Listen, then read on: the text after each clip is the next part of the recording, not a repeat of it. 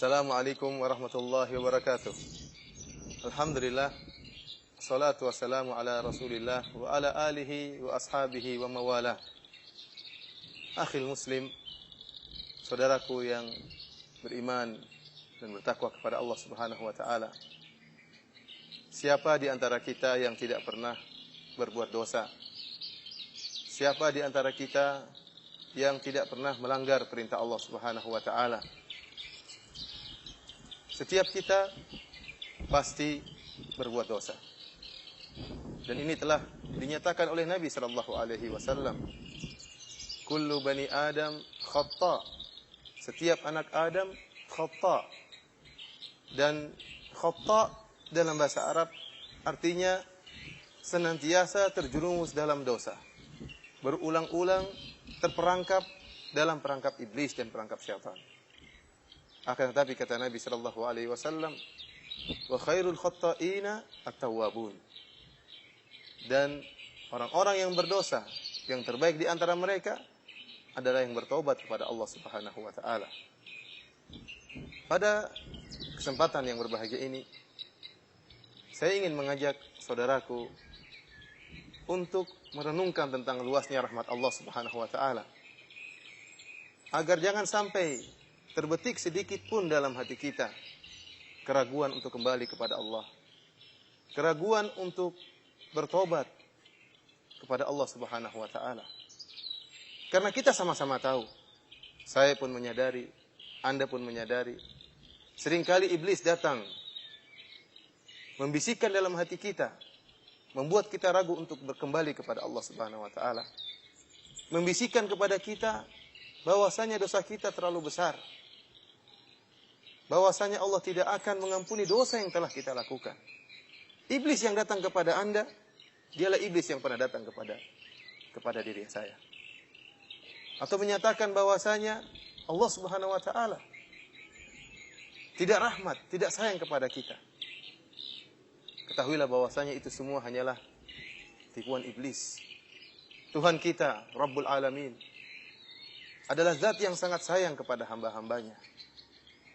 Dan senang dengan orang yang bertobat kembali kepada Allah Subhanahu wa taala, kembali kepadanya. Sampai-sampai dalam satu hadis Nabi sallallahu alaihi wasallam bersabda, "Lau lam tuznibu la dhahaballahu bikum, thumma jaa'a biqaumin yuznibun fayastaghfiruna Allah fayaghfirullahu lahum." Kalau seandainya kalian tidak berdosa, maka Allah akan menjadikan kalian musnah. Akan membuat kalian hilang. Kemudian Allah akan mendatangkan suatu kaum yang mereka berdosa. Kemudian mereka beristighfar, bertobat kepada Allah. Kemudian Allah akan mengampuni mereka. Lihatlah hadis ini. Ternyata Allah Subhanahu wa taala senang dengan hamba-hambanya yang bertobat, yang kembali kepada Allah Subhanahu wa taala. Oleh karenanya kenapa kita ragu? Kenapa saya dan Anda ragu tatkala kita terjerumus dalam kesalahan? Untuk bertobat kepada Allah, untuk mengucapkan astaghfirullahal azim. Astaghfirullahal azim. Kenapa kita mesti ragu?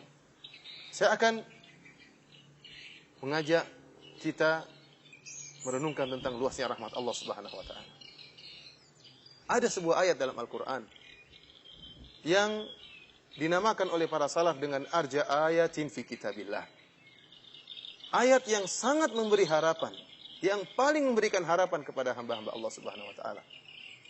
Ayat apakah itu?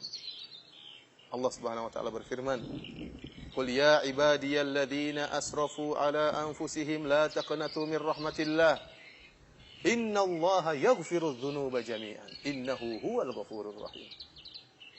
Nidaun rabbani, seruan ilahi, panggilan Allah Subhanahu wa taala. Kepada siapa?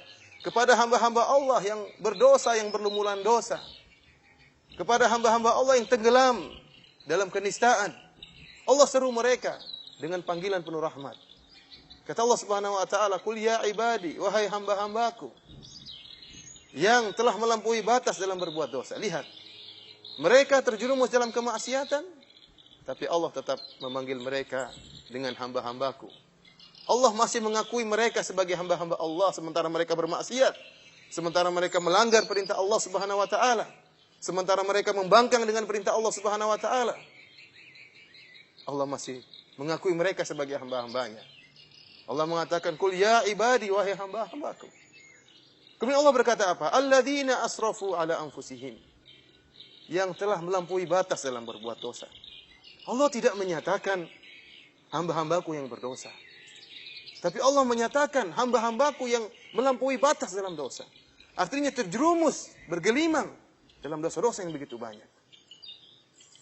Kemudian apa kata Allah? La taqnatu min rahmatillah. Janganlah kalian putus asa dari rahmat Allah Subhanahu wa taala. Jangan kalian putus asa. Jangan sekali-sekali terbetik dalam hati kita putus asa dari rahmat Allah, dari kasih sayang Allah Subhanahu wa taala.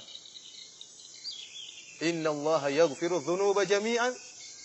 Sungguhnya Allah Subhanahu wa taala mengampuni seluruh dosa. Innahu huwal ghafurur rahim. Allah tutup panggilan Rabbani ini dengan firman-Nya, Innahu huwal ghafurur rahim. Sungguhnya Allah Subhanahu wa taala Maha Pengampun lagi Maha Penyayang. Untuk menghilangkan keraguan akan luasnya rahmat Allah, saya akan mengajak kembali saudaraku sesama muslim untuk melihat bagaimana praktek nyata kasih sayang Allah yang Allah tawarkan kepada orang-orang yang paling kafir terhadap Allah Subhanahu wa taala. Lihatlah Firaun, laknatullah alaih. Yang tidak ada orang yang lebih kafir daripada Firaun ini, yang mengatakan ana rabbukumul a'la. Aku adalah Tuhanmu yang maha tinggi. Allah mengutus Nabi Musa alaihissalam dan Nabi Harun kepada Firaun. Bahkan Allah mengatakan faqula lahu qawlan layyina la'allahu yatadhakkaru aw yakhsha. Ucapkanlah wahai Musa dan Harun kepada Firaun dengan perkataan yang lembut. Semoga Firaun ini yatadhakkaru aw yakhsha, dia ingat dan dia takut kepada Allah. Allah masih menawarkan pintu taubat, masih Allah bukakan. Seandainya Allah tidak sayang kepada makhluknya, sedikit pun bersalah, maka Allah akan azab. Apalagi ada makhluknya yang mengaku sebagai Tuhan. Allah akan azab dan musnahkan dan binasakan sedetik itu pula. Akan tapi Allah Subhanahu wa taala masih menawarkan pintu taubat kepada Firaun. Lihatlah orang-orang Nasrani yang mereka telah berbuat kesyirikan, yang menyatakan Allah satu dari yang tiga. Sampai Allah mengatakan laqad kafara alladziina qalu innallaha tsalitsu tsalatsa. Sungguh telah kafir orang-orang yang menyatakan bahwasanya Allah satu dari yang tiga. Trinitas. Allah mengancam neraka. Mereka akan diazab neraka jahanam kalau mereka tidak bertobat. Tapi di akhir ayat apa kata Allah? Afala yatubuna ila Allah wa yastaghfiruna. Apakah mereka tidak bertobat kepada Allah dan kembali beristighfar kepada Allah Subhanahu wa taala? Allah tawarkan taubat dan istighfar. Pada siapa? Kepada mereka orang-orang yang berbuat syirik. Yang telah mengucapkan kalimat yang buruk tentang Allah Subhanahu wa taala, menyatakan Allah punya anak, menyatakan Allah satu dari yang tiga. Namun Allah masih tawarkan taubat kepada mereka. Mari kita renungkan lagi tentang ayat yang lain yang Allah bercerita tentang Ashabul Ukhdud, tentang raja-raja yang zalim yang mereka telah membakar hidup-hidup kaum mukminin dan kaum mukminat dengan jumlah puluhan ribu hanya karena mereka mengatakan amanna billah, hanya karena mereka beriman kepada Allah.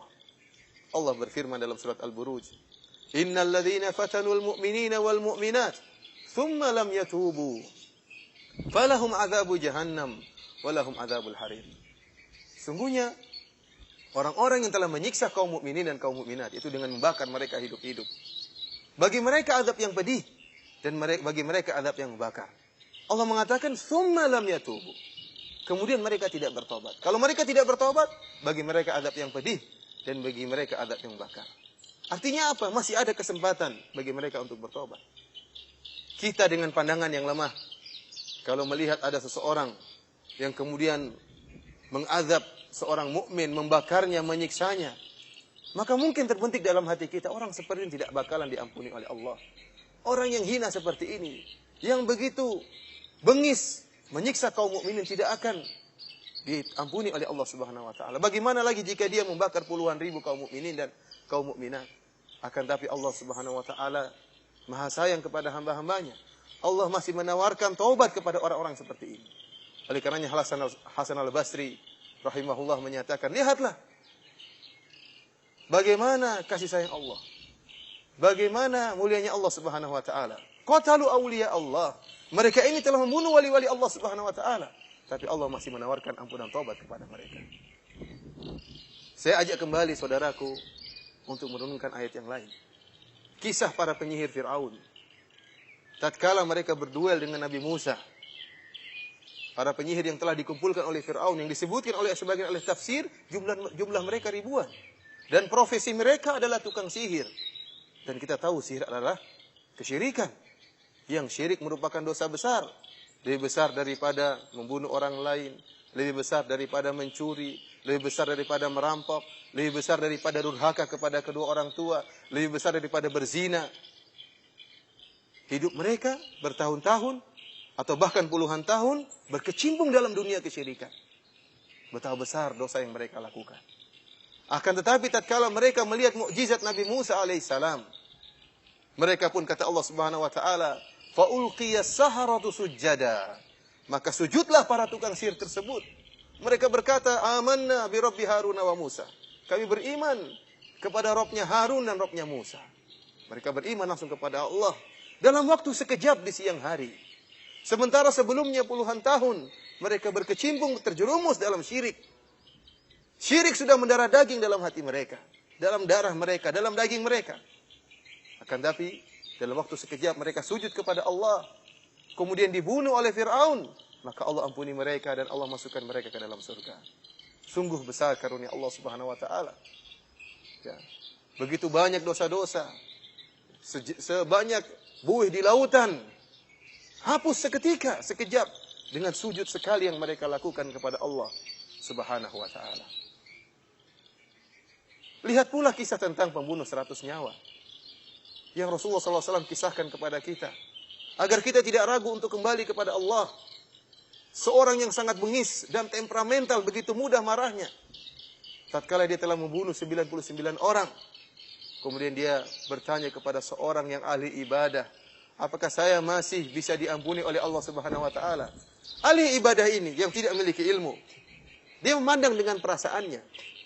Dia menilai dengan hatinya. Dia mengatakan orang seperti engkau tidak akan diterima oleh Allah, taubatnya oleh Allah Subhanahu wa taala. Bagaimana mau diterima sementara engkau telah membunuh 99 orang? Akhirnya orang ini pun marah dan menyembelih, memenggal ahli ibadah ini. Kemudian dia ditunjukkan kepada orang yang alim. Maka orang alim tersebut ditanya oleh pembunuh, ya, 100 orang. Apakah saya masih bisa diterima taubatnya oleh Allah Subhanahu wa taala? Orang alim tersebut memandang dengan ilmu, dengan basirah, maka dia mengatakan bisa. Pintu taubat masih terbuka oleh Allah Subhanahu wa taala. Maka orang ini pun pergi ke daerah di mana banyak orang beribadah kepada Allah, kemudian dia meninggal dunia. Kemudian Allah masukkan dia ke dalam surga. Lihat betapa luasnya rahmat Allah Subhanahu wa taala. Oleh karenanya wahai saudaraku, kita semua pernah berdosa. Baik dosa yang dilihat oleh orang banyak, baik dosa yang diketahui oleh orang lain, atau dosa yang hanya kita sendiri yang tahu. Hanya Allah yang melihat kita. Hanya malaikat yang mencatat dosa-dosa kita. Maka janganlah ragu, saya dan Anda jangan ragu untuk kembali kepada Allah Subhanahu wa taala, untuk bertobat, untuk meneteskan air mata mengakui dosa-dosa kita. Sungguhnya Rabb kita Allah Subhanahu wa taala sangat sayang dan gembira kalau kita kembali kepadanya. Demikian, wassallallahu ala nabiyyina Muhammad wa ala alihi wa sahbihi wa sallam. Wassalamualaikum warahmatullahi wabarakatuh.